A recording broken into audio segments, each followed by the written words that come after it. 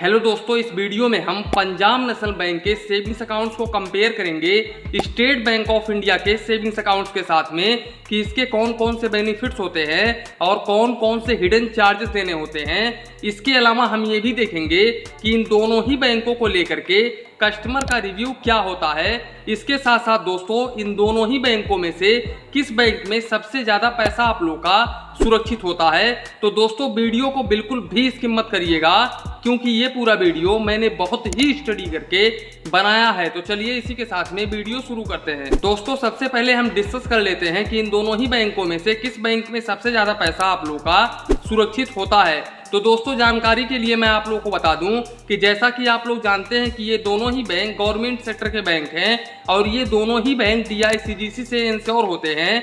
DICGC का पूरा नाम है deposit insurance credit guarantee corporation, जो कि RBI की एक सब्सिडी बॉडी है, जिसके अंतर्गत हर बैंक के हर कस्टमर को 5 लाख रुपए तक का इंश्योरेंस बिल्कुल फ्री में प्रोवाइड किया जाता है।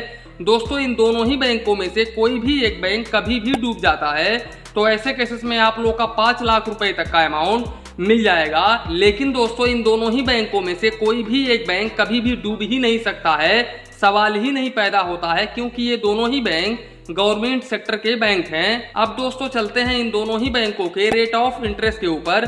तो दोस्तों, अगर आप इन दोनों ही बैंकों में से किसी भी एक बैंक में अपना एक सेविंग्स अकाउंट ओपन करवाते हो तो ऐसे केसेस में यहाँ पर ये दोनों ही बैंक आप लोग को 2.70% का rate of interest savings accounts के ऊपर ऑफर करते हैं। अब इसके अलावा दोस्तों, अगर हम FD की बात करें तो यहाँ पर अगर आप पंजाब नेशनल बैंक में 1 ईयर का FD ओपन करवाते हैं तो ऐसे केसेस में पंजाब नेशनल बैंक आप लोग को 6.75% पर एनम का रेट ऑफ इंटरेस्ट ऑफर करता है। और अगर आप सीनियर सिटीजन के कैटेगरी में आते हैं तो ऐसे केसेस में पंजाब नेशनल बैंक आप लोग को 7.25% पर एनम का रेट ऑफ इंटरेस्ट ऑफर करता है। जबकि अगर हम स्टेट बैंक ऑफ इंडिया की बात करें तो स्टेट बैंक ऑफ इंडिया आप लोगों को FD के ऊपर आप लोगों को 6.80% पर एनम का रेट ऑफ इंटरेस्ट ऑफर करता है। और अगर आप सीनियर सिटीजन के कैटेगरी में आते हैं तब ऐसे केसेस में स्टेट बैंक ऑफ इंडिया आप लोगों को 7.30% का रेट ऑफ इंटरेस्ट ऑफर करता है।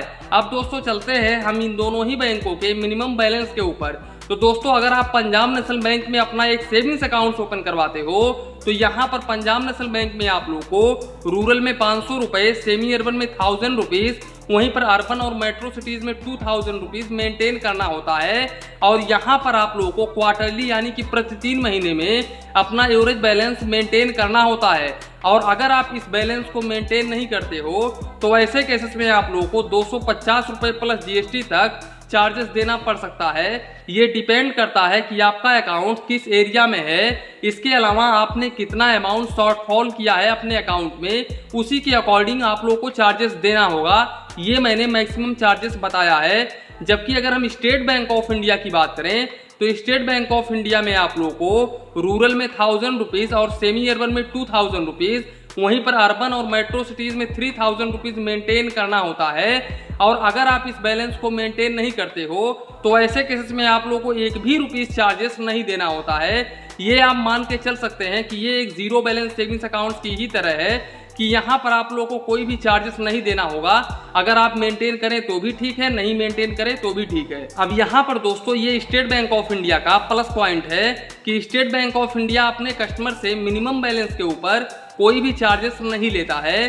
अब दोस्तों चलते हैं इनके चेकबुक के ऊपर। तो यहाँ पर पंजाब नेशनल बैंक आप लोगों को अपने सेविंग्स अकाउंट्स के ऊपर 20 पेज का चेकबुक पर फाइनेंशियल ईयर बिल्कुल फ्री में ऑफर करता है। और अगर आप एक्स्ट्रा चेकबुक लेना चाहते हो तो अगर आप डिजिटल मोड से अगर आप एक्स्ट्रा चेकबुक लेते हो तो ऐसे केसेस में आप लोगों को 3 रुपीज़ प्लस GST पर पेज यानी कि पर लीफ का चार्जेस देना होगा।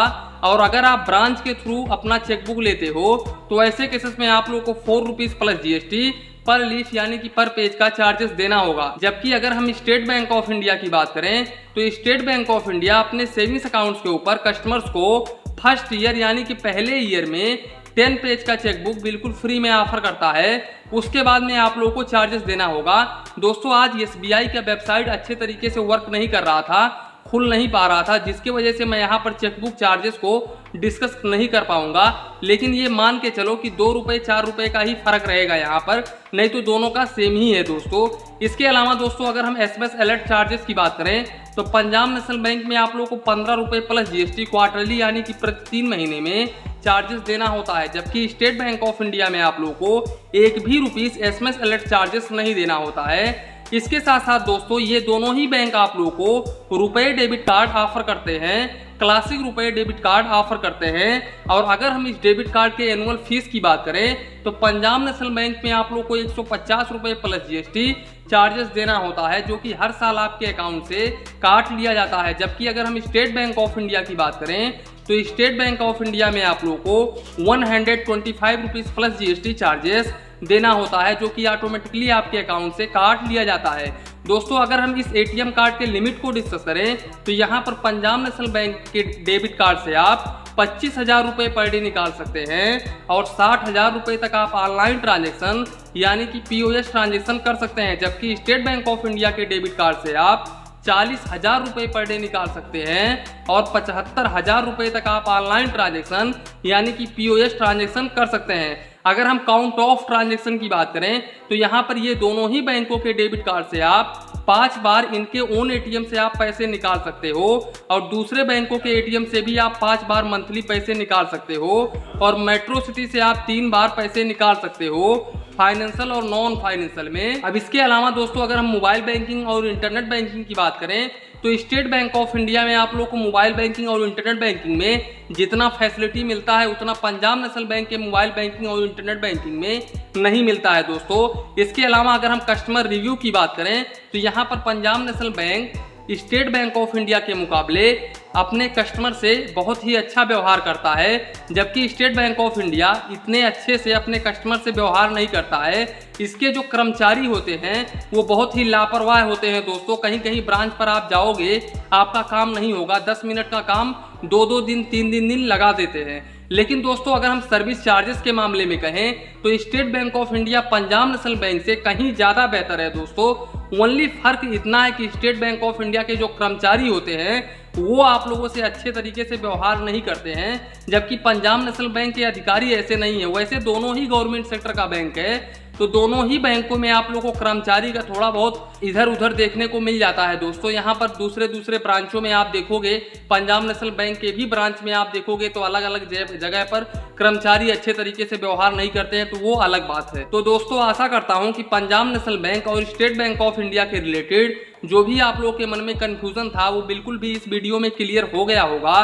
तो इसी के साथ में वीडियो समाप्त करते हैं। वीडियो पसंद आया हो तो प्लीज़ वीडियो को एक लाइक करिए और अपने चैनल फाइनेंस बैंकिंग को सब्सक्राइब करिए। मन में कुछ डाउट हो, कंफ्यूजन हो तो प्लीज़ कमेंट करिए। धन्यवाद, मिलते हैं नेक्स्ट वीडियो।